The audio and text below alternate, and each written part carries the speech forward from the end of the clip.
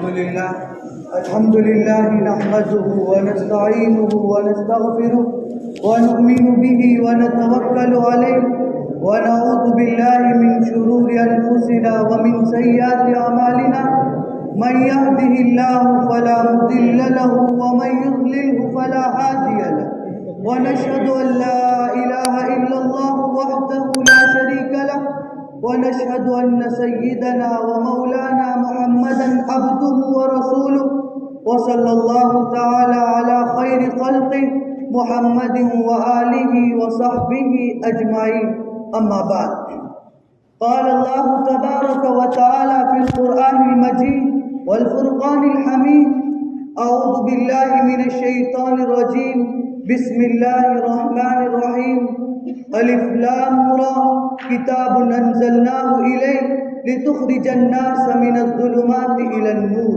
صدق اللہ العظیم۔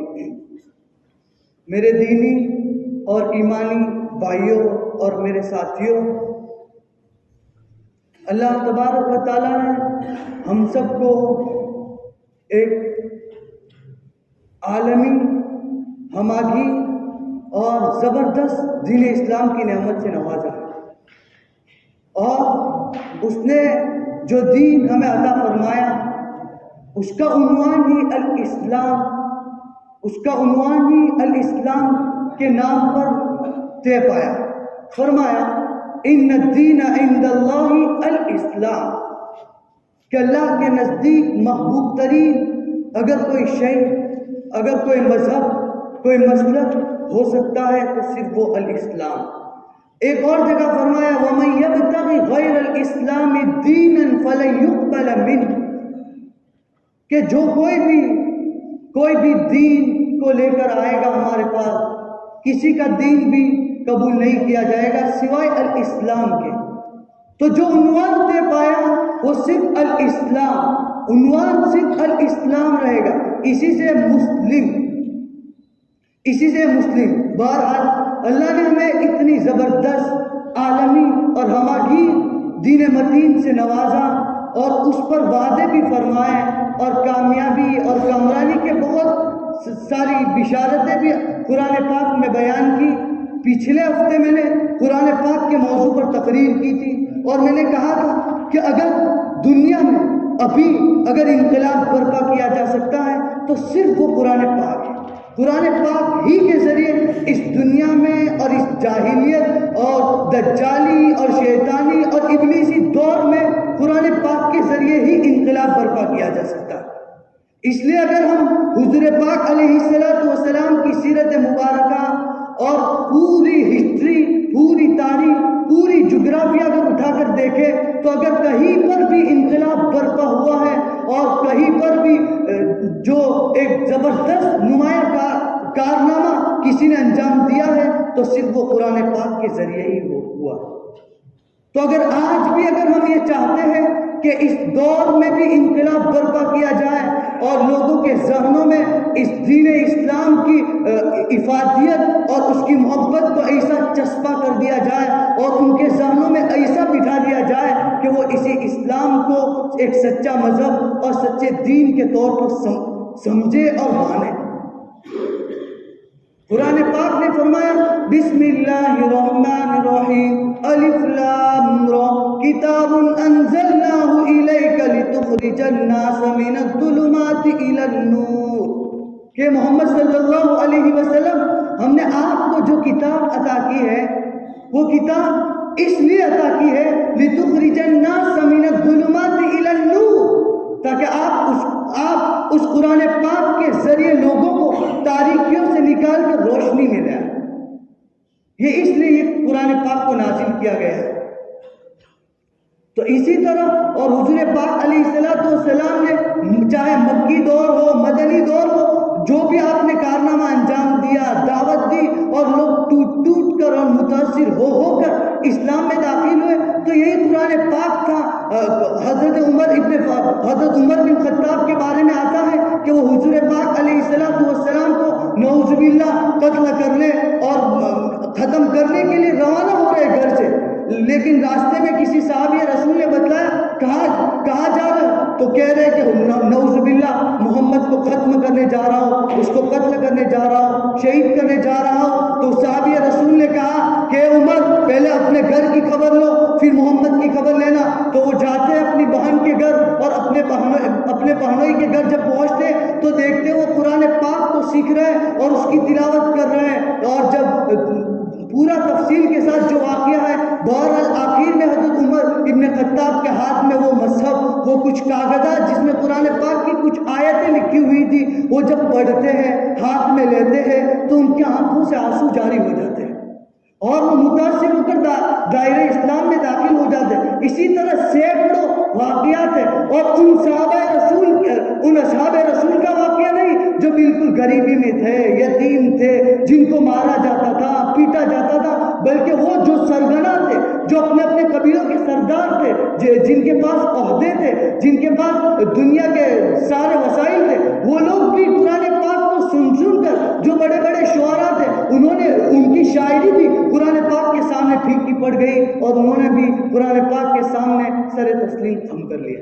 پوری ہسٹری، پوری تاریخ اس بات پر گواہ ہے۔ آج بھی ایسا نہیں ہے کہ اس دور کے لوگ عربی سمجھتے تھے، آج بھی جو لوگ عربی کے علاوہ انگریزی میں یا اردو میں یا کسی اور ملیالم میں کوئی بھی زبان میں قرآن پاک کے ٹرانسلیٹ کو پڑھتے ہیں تو وہ لوگ متاثر ہو جاتے ہیں۔ سینکڑوں اخبارات کو پڑھیے، سینکڑوں واقعات امریکہ میں، یورپ میں، مغربی ممالک میں، سینکڑوں لوگ اس قرآن پاک سے متاثر ہو کر اسلام قبول کر رہے ہیں۔ ایک واقعہ سناتا ہوں میں آپ کو۔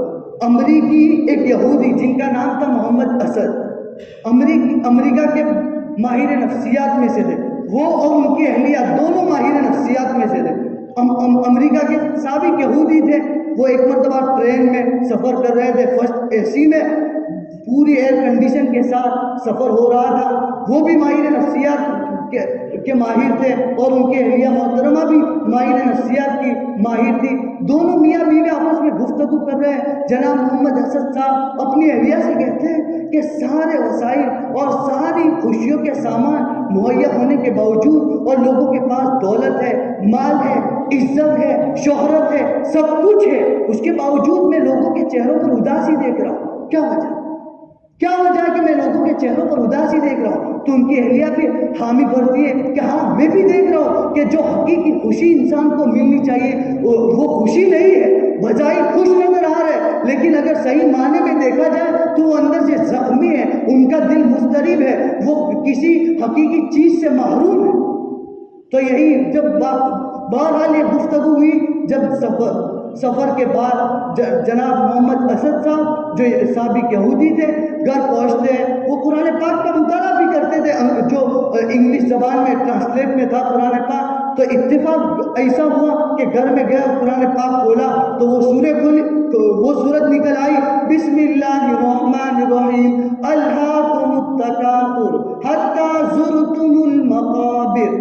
اچانک چیخ اٹھے، کیا قرن شریف، یہ 20ویں صدی کی الجھن کی بات، یعنی الہاکم التکاثر، لوگوں کو آپس کے ریس نے مدہوش کر رکھا، لوگوں کو آپس کے ریس نے مدہوش کر رکھا ہے کہ میرے پاس زیادہ دولت ہو، میرے پاس زیادہ کاروبار ہو، میں زیادہ عزت کا مالک ہوں، میرے پاس زیادہ شہرت ہو۔ اس آپس کی ریس نے لوگوں کو مدہوش کر رکھا ہے، حتی زرتم المقابر، اور اس وقت تک چین سے نہیں بیٹھیں گے جب تک کہ ان کو قبر دبوچ نہ لے، ان کو موت آنا دبوچے، اس وقت چین سے نہیں۔ تو اچانک چیخ پڑے، قرن شریف، 20ویں صدی کی بات محمد کہہ ہی نہیں سکتے۔ محمد کیسے کہہ سکتے؟ محمد اگر کہتے، یہ محمد کا کلام ہوتا تو اپنے مکی اور اپنے دور کی بات کرتے، اپنے دور کے دائرے میں رہ کر بات کرتے، اور اس دور میں اتنی پیسوں کی، روپیوں کی ریل پل نہیں تھی، فراوانی نہیں تھی، تھا ان میں بھی عصبیت تھی اور بھی بہت سی چیزیں تھی، لیکن آج جو روپیوں کی ریل پیل اور ریس ہے وہ اس دور میں نہیں تھی۔ تو انہوں نے اعتراف کر لیا کہ یہ وہی کہہ سکتا ہے، الہاکم التکاثر حتی زرتم المقابر، جس نے اس انسان کے ڈھانچے کو بنایا اور جس نے اس انسان کو پیدا کیا، وہی کہہ سکتا ہے، کیونکہ وہ زیادہ جانتا ہے۔ گاڑی بنانے والا زیادہ جانتا ہے کہ گاڑی میں کیا کمی ہے، کب بند ہو جائے گی، کب زیادہ تیز رفتار چلے گی، کیا ہوگا کیا نہیں ہوگا۔ گاڑی کا جو ماہر ہے، میکینک ہے، وہ جانے گا کیونکہ اس نے بنایا۔ تو انسان کو اللہ نے بنایا تو وہ اللہ جانتا ہے کہ اس کے اندر یہ تڑپ ہے، طلب ہے، اس لیے اس نے فرما دیا الہاکم التکاثر حتی زرتم المقابر۔ آگے پڑھتے جائیے۔ بہرحال انہوں نے اسلام قبول کر لیا۔ اسی طرح سینکڑوں واقعات ہیں، ہم صحابہ کی بھی زندگی اٹھا کر دیکھیں، طفیل بن عمرو دوسی، ابو ذر غفاری، جتنے بھی بڑے بڑے صحابہ، اور اکثر و بیشتر قرآن کو سن کر ہی دائرہ اسلام میں داخل ہوئے۔ اس لیے آج بھی اگر انقلاب برپا کیا جا سکتا ہے تو قرآن پاک کے ذریعے۔ مولانا محمود الحسن دیوبندی رحمۃ اللہ علیہ، جب انگریزوں نے ان کو مالٹا جیل میں رکھا تو مولانا فرماتے ہیں جب مالٹا کی جیل سے مولانا رہا ہوئے تو بمبئی میں بڑی دھوم دھام کے ساتھ مولانا کا استقبال ہوا۔ مولانا نے خطاب کیا، تقریر کی، اور اس تقریر میں مولانا نے کہا کہ میں سینکڑوں سال جیل کی تنہائیوں میں سوچتا رہا، امت کے بارے میں، امت کے مسائل کے بارے میں، امت کی الجھنوں کے بارے میں، آخری نبی کے امتیوں کے بارے میں سوچتا رہا۔ تو مجھے صرف دو باتیں سمجھ میں آئی۔ کتنی باتیں؟ دو باتیں میری سمجھ، یہ دو باتیں کہہ کے ختم کر دوں۔ میری سمجھ میں صرف دو باتیں آئی۔ ایک بات یہ سمجھ میں آئی کہ قرآن پاک کو امت میں ایسا پھیلا دیا جائے کہ دسترخوان پر رکھ دیا جائے، اور ہر قوم قرآن کے چرچے ہو، قرآن کے نغمے ہو، بس قرآن ہی کے ذریعے کالج کے پروگراموں کو شروع کیا جائے، تعلیم کو بھی قرآن ہی کے ذریعے حاصل کیا جائے، قرآن ہی کی روشنی میں سائنس پڑھی جائے، میتھ پڑھا جائے، جنرل نالج پڑھی جائے، سب کچھ قرآن کی روشنی میں ہو۔ اور دوسری بات مولانا نے فرمائی کہ امت کو ایک پلیٹ فارم پر لا کھڑا کیا جائے، امت کو اتحاد کی دعوت دی جائے، اور امت کو متحد کیا جائے، ایک لڑی میں پیرو دیا جائے۔ یعنی قرآن پاک کی اس آیت کی تشریح وَاعْتَصِمُوا بِحَبْلِ اللَّهِ جَمِيعًا وَلَا تَفَرَّقُوا۔ دیکھو، فروع میں تفرقہ بازی مت کرنا، گروہ سازی مت کرنا، اور نہ بکھر جاؤ گے۔ اللہ کی رسی کو مضبوطی کے ساتھ تھام لو، اور اسی میں کامیابی ہے، نجات ہے، اور یہی اس امت کے لیے، اس امت کی سب سے بڑی ضرورت ہے۔ اس لیے آج بھی ضرورت اس بات کی ہے کہ ہم قرآن پاک کے پیغام کو لے کر اٹھیں، اور دنیا کے سامنے قرآن پاک کو پوری قوت کے ساتھ، پوری طاقت کے ساتھ، پوری ہمت کے ساتھ قرآن پاک کو رکھیں۔ اگر قرآن پاک کو آج کے حکمرانوں کے سامنے ہم رکھیں گے تو وہی اثر ہوگا جس طرح موسیٰ علیہ السلام کی لاٹھی سے فرعون کانپ رہا تھا اور ڈر رہا تھا۔ وہ معجزہ تھا، لیکن وہ معجزے وقتی تھے، اور یہ معجزے ازلی ہے، ابدی ہے، دائمی ہے، تحیات۔ حضور صلی اللہ علیہ وسلم وفات پا گئے، لیکن آپ کا معجزہ آج بھی زندہ ہے۔ اس معجزے کو لے کر ہمیں اٹھنا ہے، اس کی دعوت دینی ہے، اور یہ دعوت ہمیں خود پہلے اپنی اصلاح کرنی ہے، پھر دوسروں کو بھی اس دعوت کی طرف بلانا ہے۔ تو ساتھی بتائیں کون کون